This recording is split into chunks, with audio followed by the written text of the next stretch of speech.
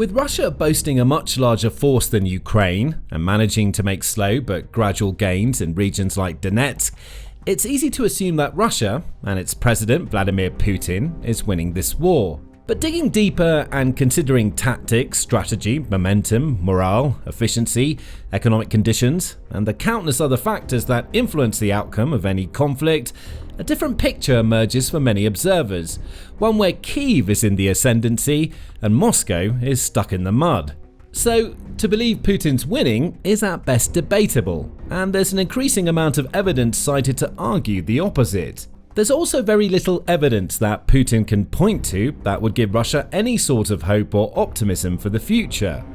Yes, the country has made some territorial gains of late, estimated in the range of a few hundred square miles over the summer of 2025, but not in any great or game-changing amounts. Many of its victories are short-lived, and Ukraine is digging in and defending valiantly in the locations that matter most. So, while Russia may claim the odd sliver of muddy ground or abandoned settlement here and there, it's still struggling to make the kinds of gains it needs to actually impact the flow of the war. The clearest example of this can be seen in and around the city of Pokrovsk in the Donetsk region, with strong links deeper into Ukraine that allowed troops, vehicles and supplies to flow in and out quite efficiently. Because of this strategic importance, Pokrovsk has been a major target for Russian forces for quite some time. In fact, it's been almost a year since the first Russian soldiers approached the city, and they've been trying to capture it ever since, failing time after time. The Kremlin has thrown everything it has at this place. It's used assault groups, drones, tanks. It's even sent Russian soldiers into the city disguised as civilians in a desperate attempt to take over Pokrovsk from within. Nothing has worked. Even when Russian forces decided to push in a different direction and attempt to encircle the city, heading north to capture surrounding towns and villages, and at one point breaking Ukraine's defensive lines near the city of Dobropilya, the move eventually fell flat. Ukraine simply dispatched some of its strongest units, like battalions from the 93rd Mechanized Brigade and the Azov Corps, to the area, and by the end of August, most of the Russians had been cleared out, with the front line stabilized yet again. So, despite numerous headlines and media reports over recent months suggesting that Pokrovsk was about to fall, the city remains in Ukraine's hands for now. It may fall eventually, of course, especially if the Russians continue to target it so heavily and pour increasing amounts of resources into its capture. But the very fact that capturing a single city has seemed like such an impossible mission for the Russians show how weak the country really is right now. With all its military might, all its astonishing defense spending, all its manpower, resources and vast supplies of bombs, missiles, drones, armor and artillery, it should be able to capture one frontline city. But it can't, and to make matters worse for Putin, Ukraine has actually managed to recapture far more land than it's lost in the Pokrovsk area over the course of August. That fact was recently revealed by Commander-in-Chief of the Armed Forces of Ukraine, Oleksandr Syrskyi, who published a lengthy Telegram post detailing the challenges and successes Ukraine experienced over the month of August. In that post, Syrskyi pointed out that despite Russia upping its aggression and launching its much talked about summer offensive to take territory at a faster rate than before, it actually experienced a relatively weak end result. In fact, the month when the occupiers hoped for their breakthroughs and made maximum efforts to do so became the month of the enemy's relatively smallest territorial gains in recent times. So if we take the Dobropilya's direction, where the enemy created an offensive group, then here the Russians captured 5.2 square miles, but they lost 9.8 square miles. In the Pokrovsky direction, their gain was 1.9 square miles, while our troops regained control over 10.03 square miles. That means that in the Pokrovsk area alone, Ukraine was able to regain 5 times as much land as Russia was able to capture. This is even more impressive when considering the fact that Russia has focused so much of its efforts in this area, launching an estimated 350 assaults in the Pokrovsk direction over the first week of September alone. Ukraine isn't merely fending off wave after wave of attacks, it's even finding ways to strike back and regain lost land, which would have been almost impossible in the earlier stages of the war, when Kyiv's forces were mostly focused on defense and had fewer opportunities for counterattacks or offensives. This is indicative of a much broader shift in momentum. There's no doubt that Russia won the early stages of the war. It charged into Ukraine with everything it had, with huge numbers of troops, tanks, armoured vehicles, and other hardware rolling over the border and quickly capturing vast swathes of Ukrainian territory. Ukraine's forces were forced to adapt quickly, doing whatever they could to keep the invaders at bay, despite having a much smaller force and far fewer resources. Yet, over time, the situation started to shift. Russia's progress began to slow and stall in various areas along the front. And as Ukraine received aid and support from important allies around the world, like the United States and the nations of the European Union, it became stronger. It started to hit back, and it hit hard. So hard that Russia has now suffered some of the most dramatic and severe losses of any modern conflict, with more than 1 million casualties, and according to Commander-in-Chief of the Armed Forces of Ukraine, Oleksandr Syrskyi, close to 300,000 people have been killed or injured this year alone. It's lost equipment in extraordinary numbers too. Over 4,100 tanks, over 8,300 armoured vehicles, around 350 surface-to-air missile systems, more than 100 radars, over 4,100 trucks, jeeps and civilian vehicles, over 300 command posts, multiple rocket launchers, and those figures keep on rising by the day. In the wake of these losses, Russian commanders have been forced back to the drawing board to rewrite their doctrines. They've turned their tactics upside down, moving away from a historic reliance on tanks and armour to instead focus on sending small squads of troops into enemy territory without much or even any armoured support.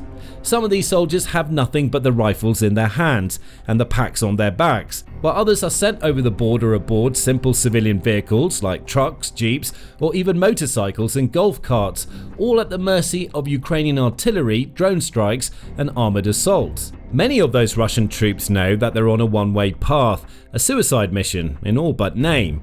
They see their fellow soldiers thrown into the meat grinder and know that they'll be next, forced to obey the reckless orders of those in positions of power, treated as nothing but as cannon fodder, and forced to lay down their lives for an increasingly confusing and unclear cause. Understandably, morale has taken a major hit.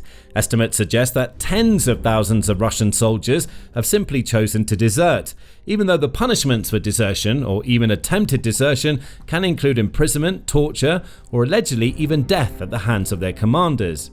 Many have preferred to take their chances, understanding that they have a much better chance of staying alive if they flee the Kremlin's army rather than becoming part of it. Grigory Sverdlin, founder of an organization called Get Lost, which helps Russian men desert or avoid conscription, understands their point of view. Their lives are not worth anything to their commanders. For Russian officers, losing a tank, losing a vehicle is much worse than losing, say, 10 or 20 people. We often hear from our clients that officers tell them they will all be dead in a week. The officer will get another unit, so it's not a problem for them. Soldiers are the lifeblood of every army in the world. Even now, in the age of AI and autonomous drone warfare, no military can survive without people. People who are willing to risk their lives for their nations because they love them and because they believe in what they're fighting for. Russia doesn't seem to understand that. It treats its soldiers like worthless hunks of meat, and it's paying the price. For now, it's still able to recruit tens of thousands of people per month, thanks in part to the generous payments it offers to the families of those who enlist. But those numbers will inevitably dwindle, because even though Russia has a vast population of around 143 million people, it doesn't have an infinite supply of willing and able military-age men and women to keep on replacing those that are wounded or killed on the battlefields of Ukraine. And the same applies to all of Russia's military resources. None are infinite. It can churn out a few hundred new top-tier T-90M tanks each year and drag old Soviet models out of storage, but that's not enough to replace those that are lost. It can make thousands of drones and bombs too, but all of this takes time, money and resources, and Russia is slowly but surely running out of all three. The economy, once strong, stable and steady, is weakening by the day. Reckless spending, inherent corruption and colossal waste have led to a dramatic decline in the Russian National Wealth Fund. Leading banks are struggling to keep up with loan defaults. The prices of everyday goods are skyrocketing, a recession looms, and the impact of Western sanctions is eating away at the Kremlin's wealth and assets bit by bit. And with his military failing and his country's finances collapsing, Putin is becoming increasingly desperate, erratic, and frightened. This is evident in his recent actions, like the ongoing purge of Russian generals, ministers, and other senior officials.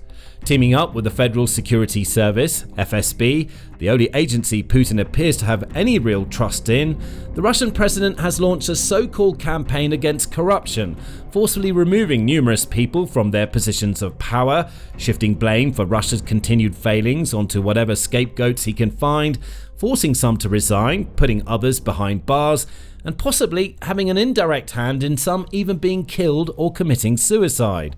Putin has also been forced to cut his country's military spending from 2026, which he must know will negatively impact his chances of winning the war. Plus, even when he gave the order for a full-scale summer offensive, partly in a bid to gain ground and project power before his meeting with US President Donald Trump in August, his forces failed to achieve any truly notable gains. In short, just like his army, Putin is stuck. He's treading water, getting nowhere fast, and with little hope of any big positive changes in the future. On the Ukrainian side, it's a completely different story. Over the last year or so, and especially in recent months, Kyiv has risen like a phoenix from the ashes. It's enjoyed numerous successes, from its extraordinary incursion into Russia's Kursk region last year to its iconic Operation Spiderweb strike on multiple Russian airfields on June 1st of this year. It's gone from focusing exclusively on defense to finding ways to strike back at Russia with incredibly effective results, and this all comes down to one single word: strategy. At times, Russia has appeared to have almost no strategy whatsoever, apart from throw everything we have at Ukraine and hope it's enough to wear them down. The Kremlin has prioritized brute force, assuming that its larger army and vast pool of resources would be sufficient to overwhelm Ukraine and pave the path to victory. Even as it suffered gigantic losses, it's kept up this tactic, showing little flexibility or tactical foresight. Ukraine, however, has adapted and evolved its strategy over time. It's identified objectives and found ways to achieve them again and again. It saw, for example, that Russia had started to use drones and aerial attacks with increasing effectiveness, so it found ways to not only defend against those attacks with innovative air defenses and ally support, but also started to work on mastering its own form of drone warfare. It developed its own drones and has since used them to devastating effect, most famously in Operation Spiderweb, but also in dozens of other impactful attacks on Russian soil and in its occupied territories. While Russia fires its drones at non-military targets such as schools, residential buildings, and even hospitals, Ukraine is much more honorable and tactical.